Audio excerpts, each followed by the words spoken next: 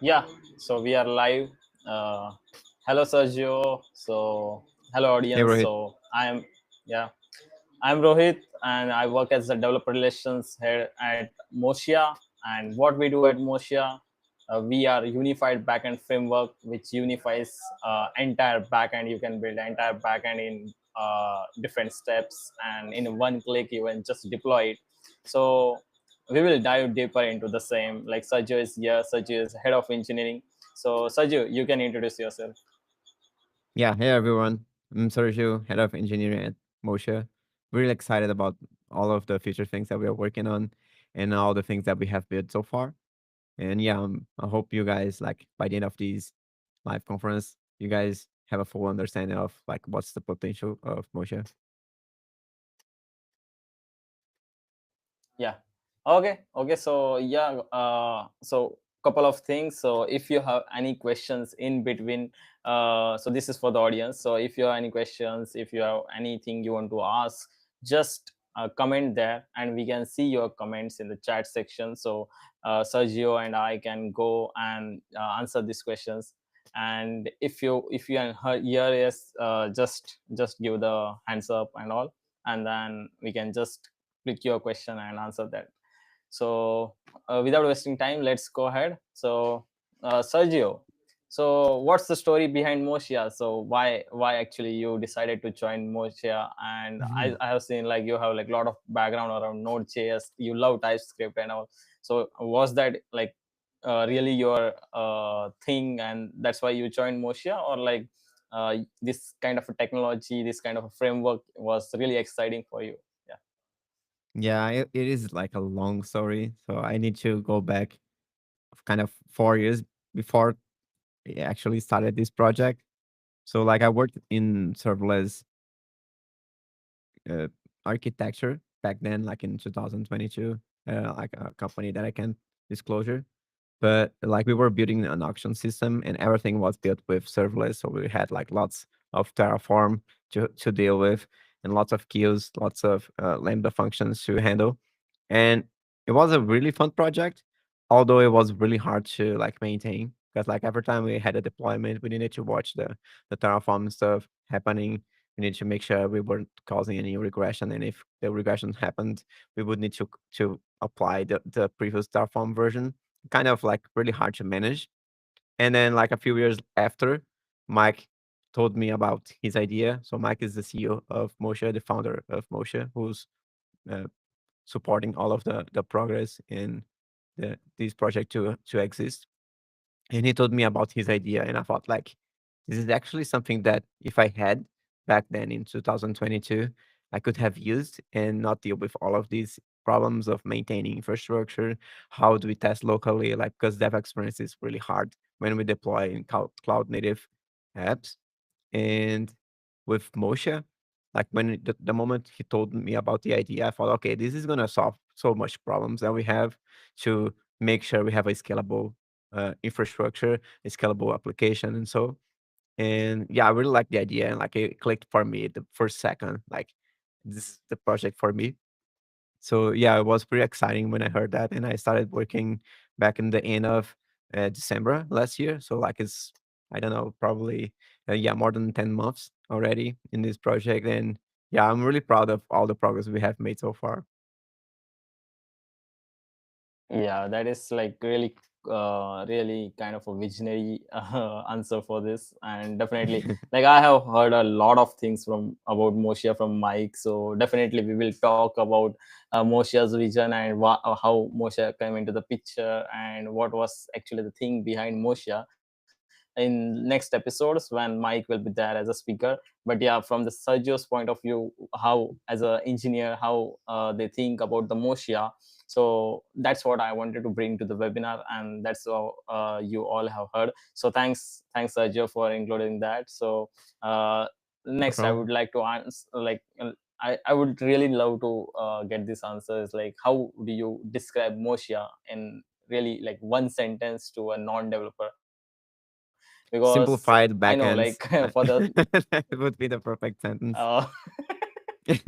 yeah, so yeah, that is the simplest answer we can have. But yeah, so before moving further, there is like one of the question by Akash in the live. So he's asking like, can I use the Motia for the production? You can Yes, take that. you can. Yeah, for sure. Yeah. Like we're actually using Mocha. We use Mocha to build Mocha Cloud. So it's basically like the same thing that Linus Torvalds did back. I don't know, remember the date, but like he created Git and he used Git to manage Git. And we are doing the same idea, right? We have Mocha and we deploy Mocha Cloud with Mocha. So, and Mocha Cloud is like production grade app, like it's highly scalable. We have like lots of requests and we deal with lots of complexity and it's a quite complex app because we do need to manage Terraform like for all of the environments that people deploy, for all the deployments that people make. There are a lot of complexities there. And also including the real-time updates because like if you try to deploy yourself in Mocha Cloud, you'll see all of these interactive logs while you are deploying. Everything is real time, so we do have all these supports.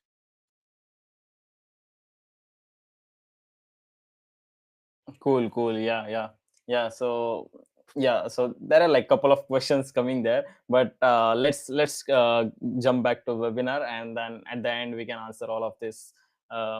It's nice. Like I didn't expected like a lot of people to come and ask the question in the first webinar, so this is exciting for us. But yeah, Yeah, thank you guys. we will. Yeah, we will definitely cover these questions. So yeah, so for Sergio, so is there a Motia moment that made you believe this framework could change backend development for ever in the future, like for everything? Yeah, in the beginning, I mean, I really understood the challenge and the value prop of the framework from the right from the start. But the moment that I thought like this is actually really cool, I want to continue using this for like building backends was when we finally redesigned the UI and workbench. And when we redesigned, we added lots of new things. Like we can see all of the endpoints, we can see the flows there, right? Which is really easy to visualize because that was one of the challenges that we had like back in 2022, the same project. We had all of this infrastructure there, but we couldn't really visualize the dependencies of one Lambda to another Lambda. And it was really hard. So we needed to focus too much on documentation. Otherwise, we would get lost at some point. But with Mocha, we can like just visualize in the UI and Workbench. We see all of the flows, all of the dependencies of each step. We see that one API step triggers events to another event step, and we can visualize that very easily. And not only that, but also like being able to see the logs and traces all locally. That helps a lot, both on during the development and when we deploy. It's pretty much the same experience we have locally. It happens on cloud environment. Yeah, cool, cool. So yeah, like there are like people answering asking the questions, and another people are answering the question. Very cool to see this in the live. But yeah, Sergio, so I got it what you're saying. And definitely when first like Mike introduced Motia to me, I saw this something like this is the revolutionary, and this is going to change like means this is the current need for everyone, right? Because there is like a lot of AI workloads, there are a lot of backend complexities available there, and this is like there is just a step, right? One Yeah, thing which like unifies entire backend and very simple to write. So this is exactly. actually everyone needed, right? So yeah, let's means like let's keep going and trying to means like we are there, we are trying to solve a lot of use cases, and people are contributing a lot of issues. So like one of the thing I would like to mention here is like if you are watching this and if you want to contribute to our Mocha repo, so jump in, ask the issues, create a issues and submit a PR. And if you need some feature, just go and create a GitHub issue, and if we see like many people are asking the same, we can prioritize your issues. So definitely we can do that. Yeah. And yeah, so thanks, Joe. So one of the thing which many people asked, and we also have means like I think this was more relatable before we did the few things changes in the docs. But yeah, why is everything called a step in Motia? Yeah. Why it is like So that? going back to the sentence that I told you, right? Simplicity in the backend. This is basically it. Like we try to simplify to get the same example that made React win the war in the front end development, which was simplicity. Everything is a component, right? And you create a component, you can have multiple components inside. In Motia, we try to follow the same primitive with step. In the step is like what it is part React component is a core primitive component for us. So like if you want to build an endpoint, you just create a step and you add a trigger to the step, which is like an API call, right? But if you want to have an event step, which may take longer time, and you don't want to like it to respond to anything, you create an event step, an event trigger in the step, right? But say you want to have something that is like happening every day, you need to do like some reconciliation and stuff, then you can create a cron step, right? So it's basically a step, we should add the cron trigger. So like all of that simplicity, you only need to understand how is this step working, what's the life cycle of a step, and that's it, right? You don't need to learn too much. Whereas in other frameworks, there are a lot of things that you need to understand, modules and stuff, and you need to pay attention to much things and reading the documentation very thoroughly to understand. But we don't want to be that opinionated. We just want to give you the right tools, and you just use it, and you can deploy it very quickly. Yeah, yeah. So for the core part, which Sergio explained just now, so you will see that in some time when we will jump into the live demo. So for that, you just keep in mind like whatever Sergio said now, and then you can relate it further in the next couple of minutes.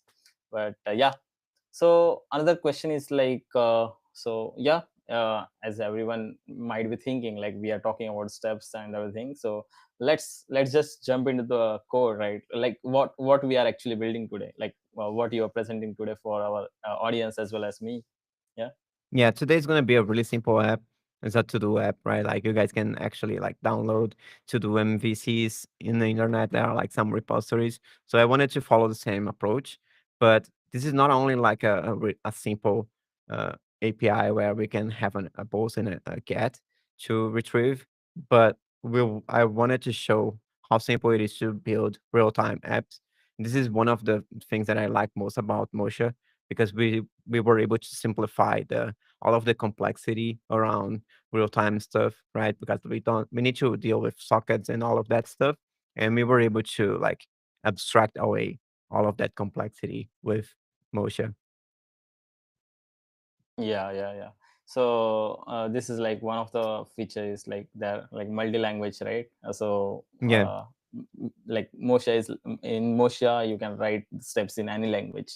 So and we are not, I mean, it's like people are understanding it, like what we want to convey. So they are yeah, saying like, yeah, you can write. I mean, so there is complexities in another frameworks, like where they have to yeah, use like different framework for different things. But here it is yeah, just like they can, yeah, I mean, it's like Sergio can take this. Yeah. yeah. There are two things that like we've really valued when we were developing Motia. One was language lock-in, right? We don't want developers like, oh, I started my project with TypeScript, then I need to stick with TypeScript forever. But at some point, it won't make sense, right? To just use TypeScript, say like you have LLMs, and it makes more sense to use Python. Then Mocha is the right framework for you because like you can use TypeScript and Python and they all live together seamlessly. So you don't need to deal like, oh, I have Python and I need to see, I need to figure out how I deploy this Python stuff. And I have TypeScript and I need to figure out how I deploy TypeScript, right? Because they are different environments. But in Mocha, we try to simplify that as much as possible. So you can have a step in TypeScript and a step in Python all coexisting together seamlessly. The second thing that we really valued was vendor lock-in. So that's why we created this project in MIT licensed because it's all open source. You can take it, you can change it, you can deploy to wherever you want. We have Mocha Cloud, but it won't be locked into Mocha Cloud, right? You can apply to Mocha Cloud today. And if at some point you don't really like it and you want to be more independent, you can just create your own stuff, or maybe the community will come with more cool stuff, and you just decide on where you want to deploy. You know, so like these two things will that's what I believe will make a really valuable framework going forward. Yeah, cool, cool. So one of the question you answered at the start, right? How you define the step and how people can just go and create their own thing. We don't want to lock in everywhere, you know. So that's what Andre is saying. Like best way to develop stable software is to use it by yourself. So we don't want to like same thing Exactly. we think here. Yeah, yeah. Yeah, I think So it was the right choice. It was actually a requirement from Mike, and I really appreciate him for that. He wanted, like, if we want to make this framework really good, we need to use it ourselves. So yeah, we had to use Motia to deploy Motia Cloud, and when we did that, like, we realized lots of gaps that we had, and like in the beginning, which is fine, right? It was a beta project, early project, and we started like, okay, fleshing out the stuff to a point where, like, right now, I believe like it's a production grade framework. yeah, yeah. So yeah, we will take your questions, folks. But yeah, well, Saju. So I really want to see like how the process looks like, how you can build an app with Motia from scratch. Like I want to see like how you build APIs, crons, events, types you were talking about, right? And how it actually goes into the building entire backend system. So let's start from scratch. Like how to build API with Motia, like Motia Yeah, steps. Yeah. cool. Okay, I'm gonna share my screen. Sure. Okay, folks, I will be just canceling my screen for now. You can see the Saju. Yeah. All right, let me share my screen.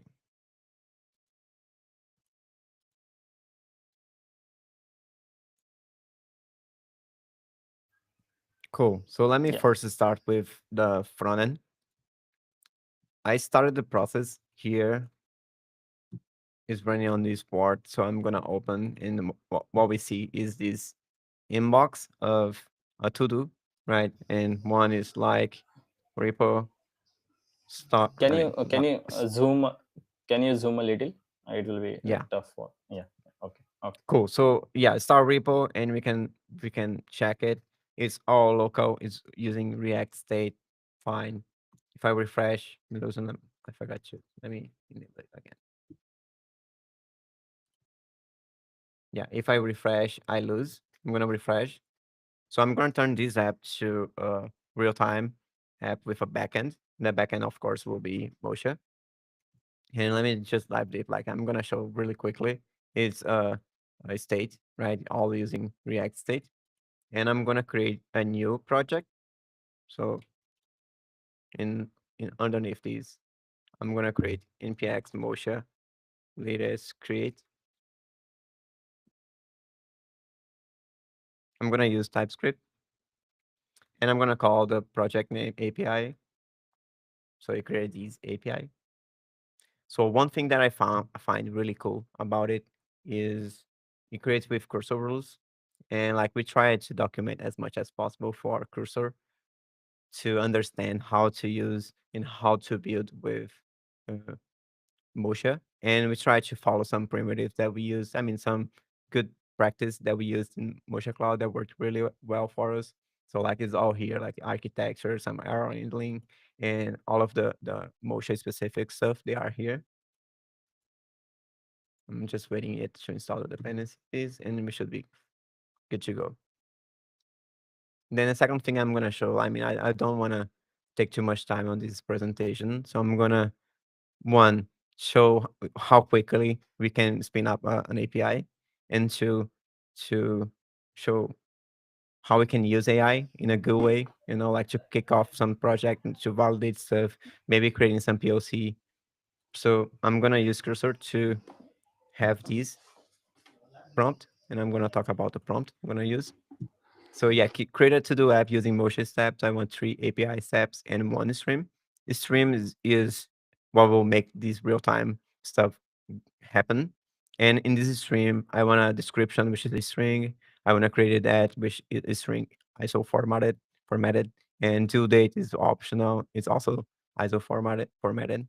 Completed, that's pretty much the same. Is a date, determine if it's completed or not, right? And then I ask Cursor to create 3 steps: a create to do, which is a post; an update to do, which is a put; and delete to do, which is a delete. And I'm gonna ask it to create. One thing that I want to do in the meantime is npm run dev. Cool. And I want to show both things happening.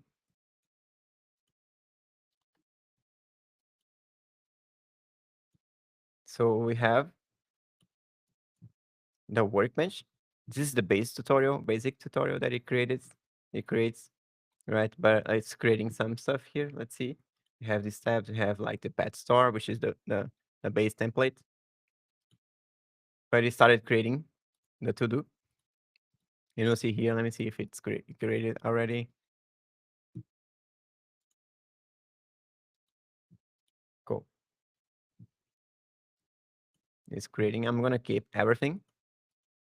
I can see it had some gaps in this stuff, but they are really fine to solve. And I'm gonna change it. Just missing this. I'm gonna remove these emits and start saving. As you guys can see, like I don't need to restart the process. It just creates and stuff and things happen. So like everything is hot reloaded, which makes like our lives easier. And we can see things started happening. Like they created these the Motia framework created these steps, and yeah, turns out like they started working. I'm gonna explain how it works. Let me see what else am I. Oh, it tried to change the app. I don't want that to happen yet. I'm gonna pause. Let me remove cursor. Cool. So I'm gonna explain exactly what the shape of these steps look like. So this is an API step. It has a name. I mean, all the steps have type, name, description, the flows. Flows is what makes like they show up here. They are not showing here because like some of them has errors. But like for API step, we have the method. This one is the update, which is put, and path. This is a path, right? This is how I can get the parameter. And the body schema, like I want to have the description, the due date, and completed that. They are all optional, so I can change if I want to. And response schema, like I have a 200, which will respond with the to-do schema. I'm going to talk about the to-do schema in a bit. And 404, which can be an error, right? Like, and maybe, I mean, if it's 404, it's obviously not found, right? This one is having errors because it's path params instead. So like there are some things that we can improve on the crucial side, but at least like the base we got, it is like 90% there. And I'm gonna hit save. The reason that it's not working is because like it's trying to reuse stuff. So let me do this. I'm not gonna use state. Instead, I'm gonna use, yeah, one thing that I forgot to add was the streams. I deleted all of these other ones because they don't really matter for me anymore. I'm gonna create a new one, which is to do stream.ts.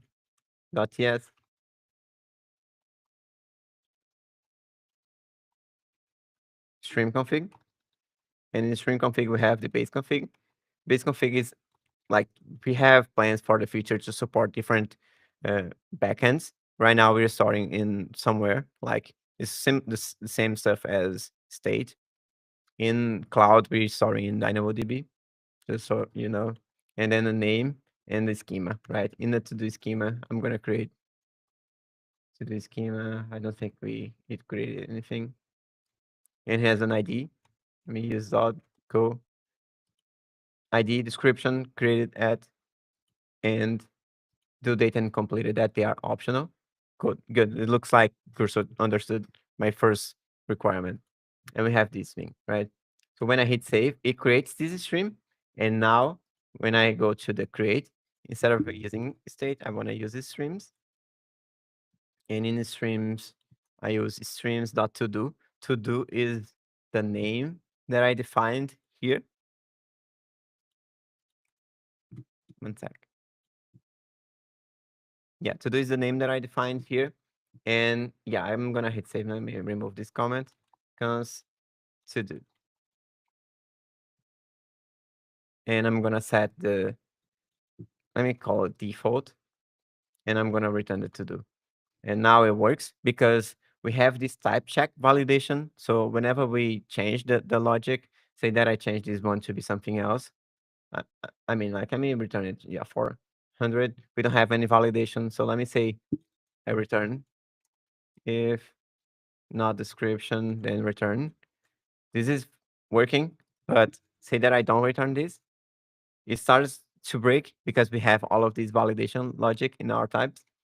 So it needs to have error, but like if we use an IDE, it helps us on understanding exactly what we need to use, right? Cool. So let me remove these ones. Yeah, we have two in API steps. We have two inputs. One is actually the request, right? In the request, we have all of these things. I mean, like path parameters, body, and so. And the second one is actually context. Context has logger. In logger, when we use it, I'm gonna show in a bit. It helps on building the one sec. I think my camera is freezing. I'm sorry. I Yeah, apologize for that. yeah, that's fine, but we can hear you clearly. Yeah. Cool. So in the context, we have logger and we have other things like the trace ID, and we have state and emit. When we have like the multiple steps, one triggering others, we can use emit to trigger other steps, but I won't focus on that right now. Cool. So we have the create to do, and then I'm gonna remove this the get to dos. We have only these three steps. Delete. Delete is path params. I guess it works. And update path params to do. Yeah. Okay. So instead of using state, I want to use the streams. In the streams, uh, it's default. And instead of this directly, it's to do. So we checked it, right? In streams dot to do dot set default. I'm gonna remove these comments, and yeah, we can update the to do, right? Right now, it receives the description, due date, and completed at one thing that yeah. So yeah, it's basically the existing to do. So we have the 404, and it returns 404 if it doesn't work, and if we turn incorrectly, as I told you, it will fail on the type check, right? So we have the full backend. So I'm going to refresh, and now we see create to do, delete to do, and update to do. But they are disconnected, right? So there's a way where implemented in a way where we can like add dependencies to each other. So we call the virtual subscribes, virtual subscribes to do created. I'm gonna put the same on delete. Let me remove these. Let me show the so we can see these dots because like they accept stuff, but there's no input yet. So I'm gonna create this one instead of virtual subscribe, this is virtual emits. The moment I save it, we see now these connections, right? So we can create a really cohesive app and diagram where we can visualize dependencies of each other, right? We need to create to do before we delete, right? And we need to create to do before we update. So that's basically Yeah, how we yeah. can So represent. yeah, yeah. So just sorry for disturbing. So Akash asked this question. I wanted to highlight is like, can you explain how the stream is working here? Yeah, cool. So a stream is basically like we define a schema. It acts pretty much as a state, but this one is publicly available with the SDK that we provide to the like Node, React, and browser. And when we save it, it just stores a state somewhere, right? In as I mentioned, like in cloud, we store in DynamoDB, and whenever it changes, we notify whoever is subscribing to, and we use that all for with sockets. So I'm gonna show like how we can pull that data in client facing stuff. So let me go back to this thing. So right now, as I showed in the beginning, I guess it created everything already.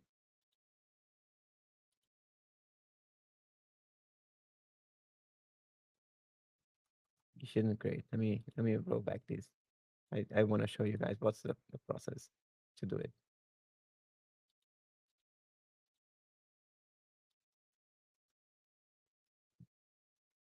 Yeah, cool. Yeah, like I went too far. So yeah, we have these, and I refresh. Right, it's not tied to any backend yet. So one thing that I'm gonna show is I'm gonna create a hook, and this hook is use to do endpoints, right?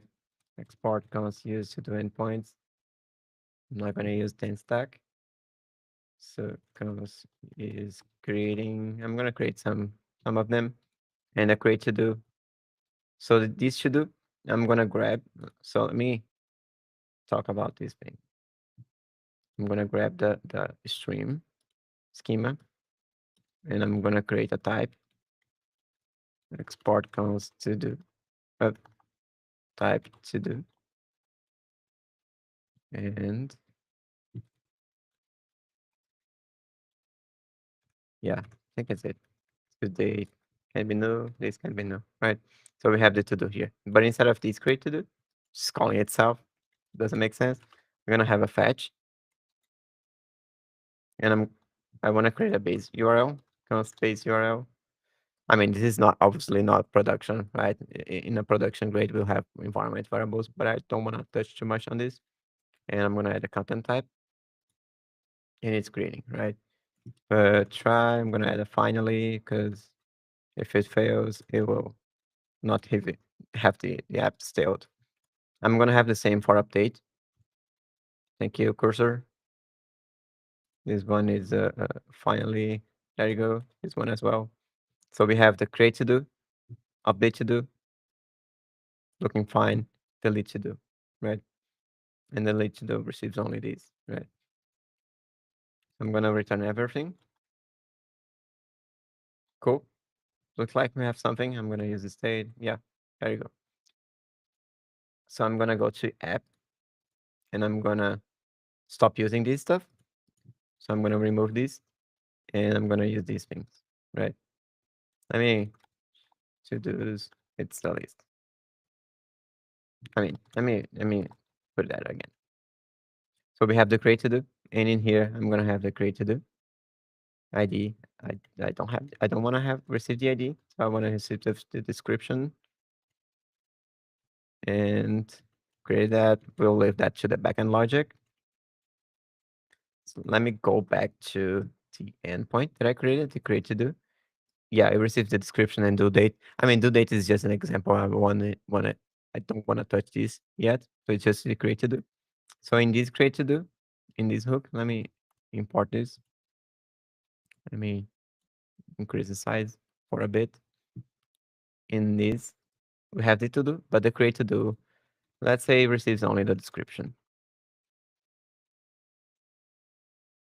There you go. And then update to do description and checked. Yeah. This one receives only the ID. Right. So in here, description, I'm gonna call description. Description. Toggle is the update to do ID text to do that ID. Yeah, this to do I'm gonna remove because I'm gonna use the to do from the hook, right? It doesn't have text, it's description and completed at. Let me see if it's missing something. All right, I'm gonna remove this set. And instead of this one, I'm gonna use the completed at, but it's gonna look like this. Same. Mm, let's see. So I have this, and I'm gonna hit save. Let me see if I open here. It won't work, but I'll see if it will have the request. So the request was accepted, but it doesn't show anything, right? So now I'm gonna show how good is the streams. So I'm gonna go to this main, and I'm gonna add a new provider, a provider that we have. I'm gonna create a new console. I'm gonna go to a app, npm install Motia dev, stream client react. I'm gonna save.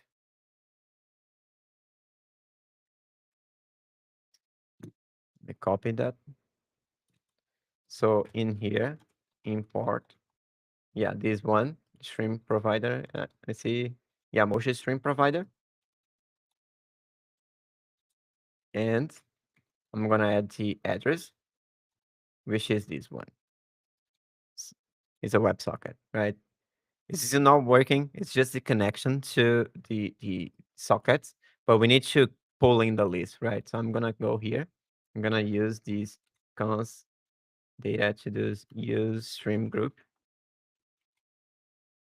and in here I'm gonna use group ID to do no item and the stream name to do.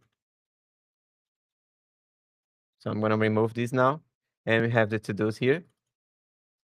So let me see what is missing. Completed that. Oh yeah, it's because I need to add the type here.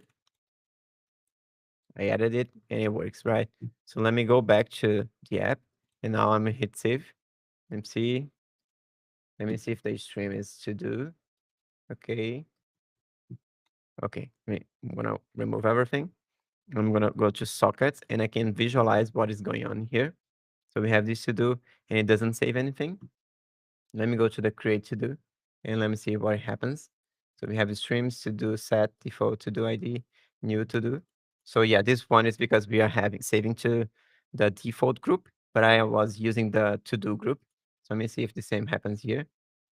Yeah, this one is using state. I'm gonna change it in a bit, and the update. Let me see. It uses to do. Yeah, I'm gonna use to do. Same here to do.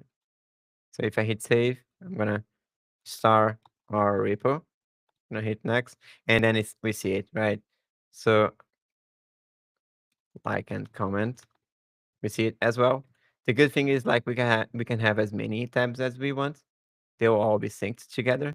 If one of them fails to, I mean, to sync, it will always try. I mean, if the connection ends, it will always try to pull in the data to make sure it's synced with the backend.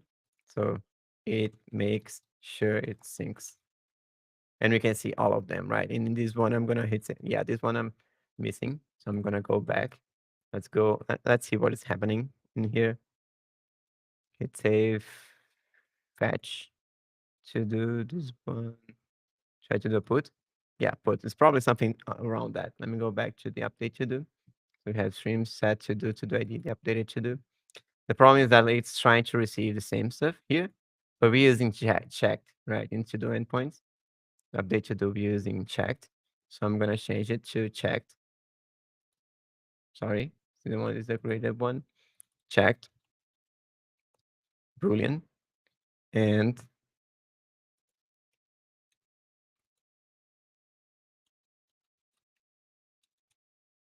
no, sorry, existing to do. If hack by checked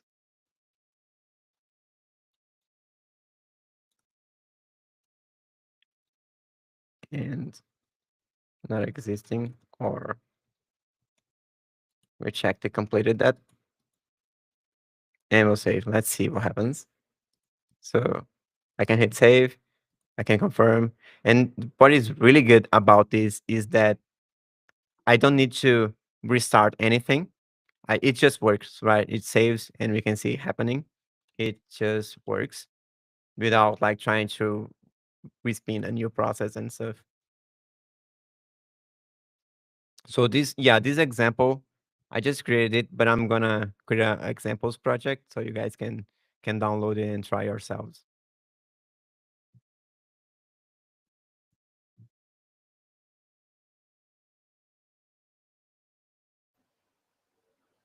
Yeah, that was a really amazing example and very Hmm. big demo for everyone to try. So everyone asked like where this studio example will be available for everyone. So I mentioned like they can find it in Motia examples repo with our other examples. So yeah, and we have also shared the link in the YouTube. So as well as we will share it across our wherever the webinar link is there, like YouTube description, quiz description, and Twitter and everywhere. So yeah, thanks Sergio for that to do live streaming kind of example where it was really fun to watch, like it was updating through every screens when you do like click, and you can add the a new to Yeah, do and everything. And it was just like 4 steps, I guess, 3 or 4 steps maximum. 3 steps. Yeah, the Yeah, create, three update, and steps. delete in Yeah, one done, stream. Yeah. that's all. That was really fun. So yeah, so that was really fun to watch. But yeah, moving ahead, I would like to ask, like, this was like very small demo and all, but let's say, like, how long does it usually takes for someone new to get their first Mocha app running? And if they want like something to build like a finance workflow example, or like saga example, e-commerce inventory kind of example, how much time it should take with Motia, depending on like if they are beginner to understand. Yeah, but they Yeah, I know think the like for back end and full stack. Yeah. yeah, I think for beginners, it's much easier to learn Mocha than to learn any other framework, because the frameworks they introduce too many backend concepts to someone who's new to the industry.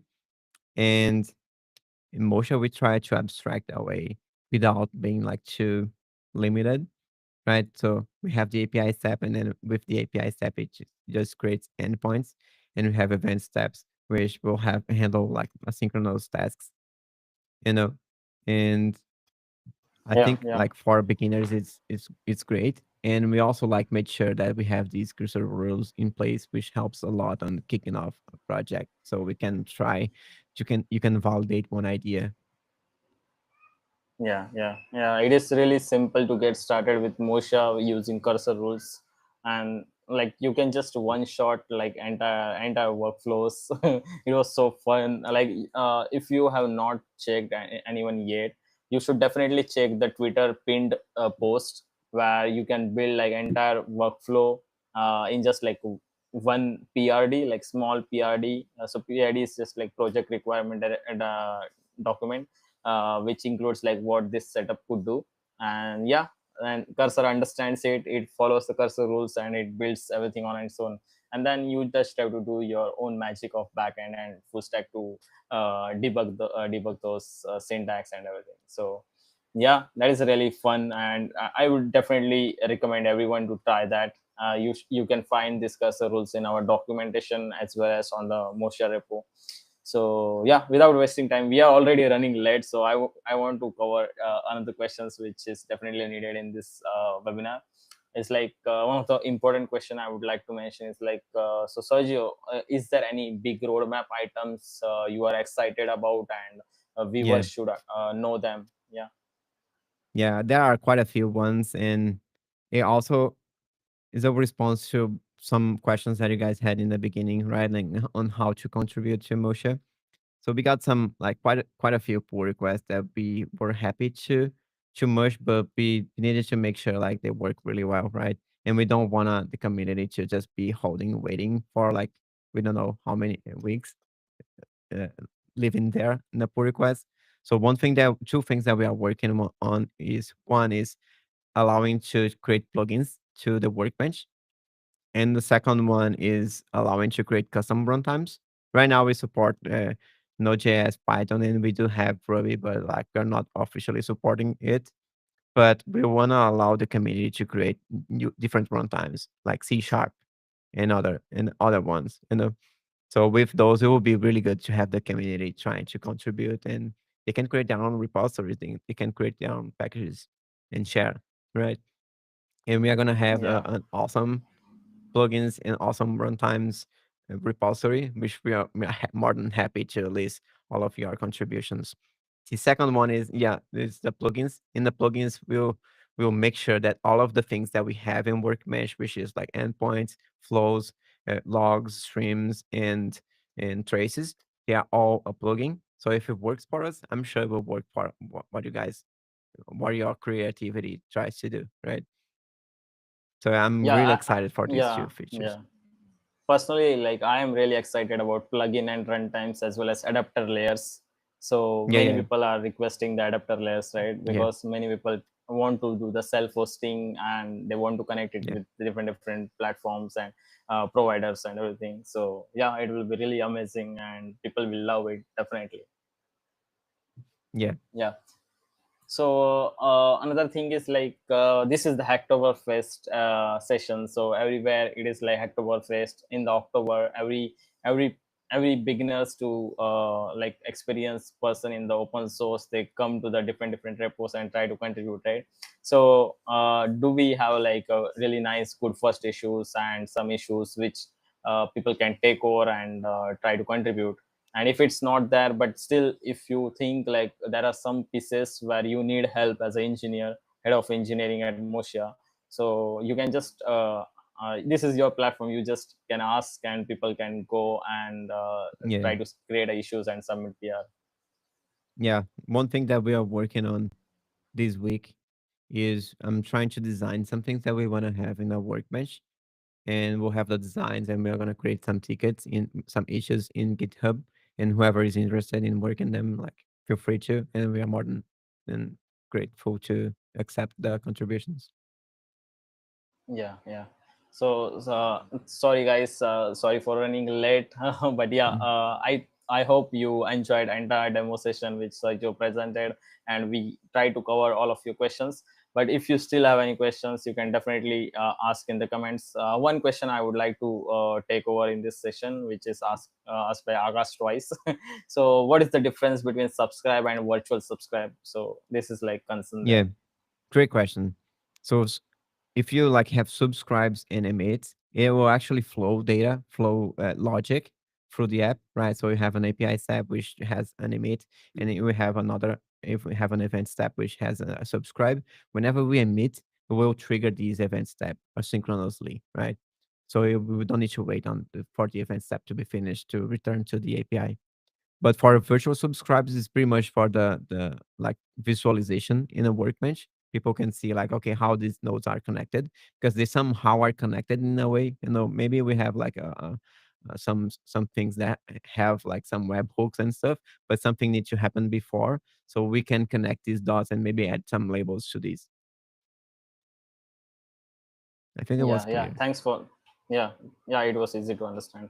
Yeah, thanks for answering that question. So another thing is like Sid, don't worry, this live stream will be public. I will do some couple of edits and this will be live on our YouTube, Twitch and Twitter also, I guess. Yeah, so definitely it will be available everywhere. So without wasting time, so that's all for today. If you find if you want to contribute, if you want to find resources and check out the Motia, so there is this links I would quickly highlight, so you can go and check it out. So this is our documentation.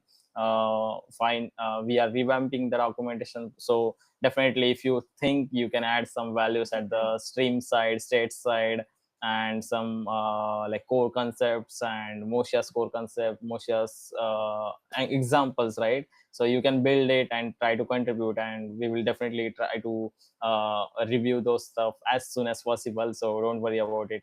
So this is our repo. Go star us and try to contribute, create issues, and definitely if you think it is making voice, uh, so definitely share it with everyone. So yeah, that's all for today. Thank you everyone for joining, and that's all. Bye bye, see you soon. Thanks everyone. Yeah, Sergio. Bye.